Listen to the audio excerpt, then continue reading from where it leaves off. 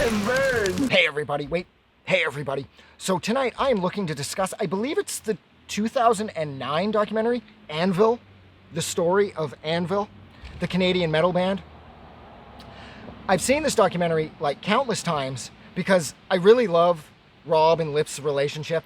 I love how even towards the end, when they're overseas at CT's studio and they're recording This Is 13, how that massive explosion happens, like that massive fight takes place, and yet when they both see each other, they both smile. So you know that they really, really love each other and they've been friends forever. And I really liked that about this. I like that sort of like never say die attitude that Anvil has. And I like how honest this documentary is. Even Sasha, I can't remember his last name, the guy that did the documentary, he was apparently going broke filming the documentary on his own dime, just as the guys in Anvil were experiencing massive financial hardships too. So this movie is like a real sense of like, has a real sense of like brotherhood and like they're clearly there for the music that Anvil is making. And I thought that was really fun. But then, God, I have so many issues with this documentary. Like, the guys in the band, they just don't seem to get it. Like at one point, they take their newly recorded album, This Is 13, to EMI in some misguided attempt to get it released by a major label in the 2000s. And I mean, even after the dudes finished listening to it, he says that, ooh, it's a bit of a challenge. He's like, the landscape has changed. And it's true. Like, I can't believe that guys their age would think that a major label in the mid-2000s, like in 2009, assuming I'm right, and that's when this came out, the emo thing was raging hard back then. And like Anvil's brand of underground heavy metal, that was never really in vogue. They were always better. They were always a way better underground metal band. So for them to like think that EMI is going to release the record, it's just so misguided.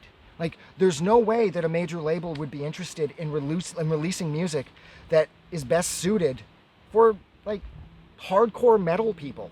Like, Anvil's no joke. Like, Anvil's metal, it's, like, hardcore. Like, that shit, it's like, Lips used to play wearing bondage gear and use a woman's vibrator. Like, they were never going to be a mainstream metal band. And I know that's what the guys in the band wanted to happen to them, but it's like they just didn't get it. Like, the documentary opens up with them going on tour in Japan back in the 80s with Bon Jovi and Whitesnake and Scorpions. And it says how all of those bands went on to sell millions of albums. Well, all except one, and that's Anvil, of course.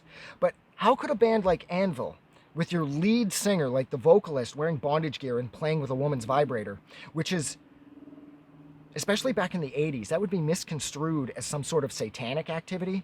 So there's no way that they would ever be able to achieve mainstream success. I mean, Metal on Metal, it's a kick-ass record, but it just doesn't have the commercial viability. Is viability even a word? Nevertheless, it doesn't have the commercial viability that anything the Scorpions released, or Bon Jovi, or Whitesnake. Of course Bon Jovi was going to blow up.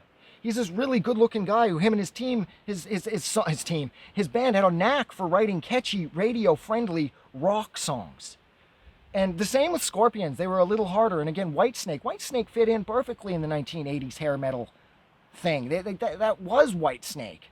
But then there was Anvil, and Anvil always gave me more of like, you know, like they were closer to Slayer in a lot of ways. Now, I know Slayer blew up as well, but Slayer, in my opinion, Slayer always got lucky because Slayer were just seemed so genuinely, authentically satanic, and their music was so fast, and it was just like fretboard gymnastics that like the guys in Slayer would play. It's amazing that Slayer got as big as they did because Slayer never slowed down. Slayer never wrote like an Unforgiven or Nothing Else Matters. Slayer just continued to pound for their entire career. And I love the fact that Slayer blew up because of that. But then you're tossing the fact that, like Lars from Metallica says at the start of the documentary, Anvil's Canadian, and maybe the Canadian isolation factor, that sort of didn't help things, like Lars said, didn't translate and get them to the next level.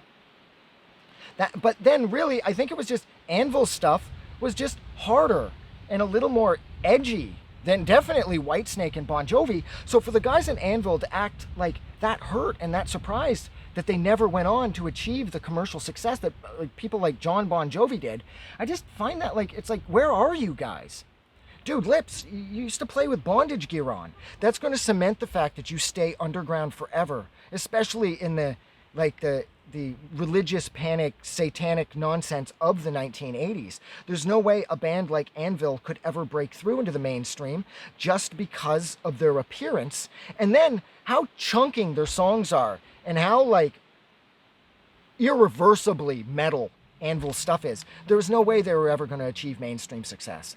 And then they continued the band on with a bunch of other records, which is amazing.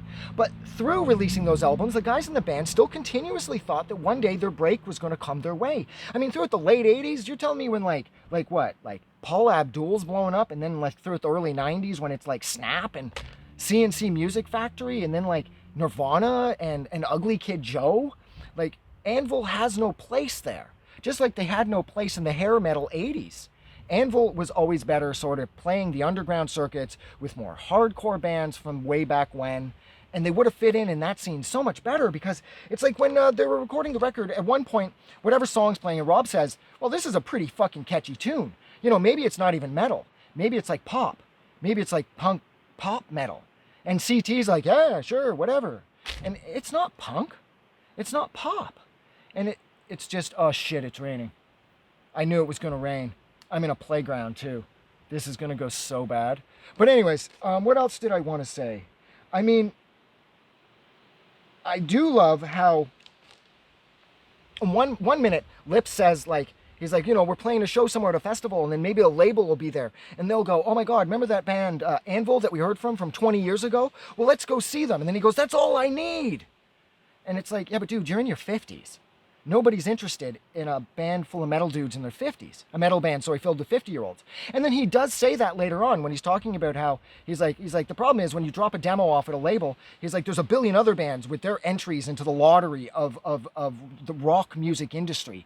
And he's like, and another thing, he says it. He says, if they're going to pick a band, they're going to pick a band of 20-year-olds, not a band of 50-year-olds. But then at the same time, for the rest of the movie, he's arguing that Anvil still has some commercial aspects to them where they could be picked up at any moment. But then if Lips knows that you've got to be young to make it in the game, why does he keep fighting to find success? And I think too, let's be clear about this. Lips wants Metallica's level of success for Anvil, but the bottom line is Anvil's songs just aren't as good as, the best Anvil song still doesn't really hold a candle to the worst Metallica song. You know what I mean? And I'm not saying that to be mean. I'm just telling the truth. There's no way that they could achieve the success that Megadeth had, because they were incapable of writing a symphony of destruction. They couldn't pull off a Sweating Bullets. As much as Dave Mustaine's voice gets on my nerves, Megadeth is way more commercial, or has a potential to be way more commercial than anything Anvil's ever released. It's interesting too, because I get the vibe that Rob is not in nearly as bad shape, financially speaking, as Lips and the rest of the guys in the band are. Because whenever Lips is discussing how the guys in the band are up against it, financially speaking, Rob just sits there silent, and he never signals out to Rob saying, and Robbo here, his house is remortgaged and he's going to be a power of sale or whatever. No, Rob just sits there quiet. And I think that's because I think Rob went to school for something and he trained, he apprenticed somewhere, he possibly took a trade or whatever, so he was able to earn a better income, whereas Lips poured it all into music. And I think he has his high school, or he dropped out of high school, I'm not sure. I think it says it in the documentary. There I am claiming to see the documentary a million times, which I honestly have, and now I can't remember if he dropped out of high school or not. It doesn't matter. Rob's parents, too, by the way, were absolutely amazing, and that's the way parents are supposed to be. Regardless of what decision your kids make in life, you're supposed to support them. And I noticed that was one thing that Lips' parents just did not give him. Even his brothers are kind of cruel to him, and they all went on to become doctors. And his older sister, Rhonda, that was incredibly nice of her. Because, her name was Rhonda, I think. She gives him the $30,000 to go and record the record with CT overseas, which was awesome of her. But essentially all she did was she gave him $30,000 so he could go to a rock star fantasy camp for a few weeks and get to record a record, a signed musician, and then go on tour and stuff. It's like Kramer from Seinfeld going to a baseball fantasy camp. And George is like, his whole life is a fantasy camp. People should plop down $2,000 to live like him. So that's kind of like what Lips's sister did for him. She paid 30 grand so that Lips could go overseas and get the rock star treatment with Chris Sangarides, who's produced like a billion bands, who unfortunately has since passed away. I think he passed away back in 2018, 2019. He was a little young too. I think he was only in his 60s.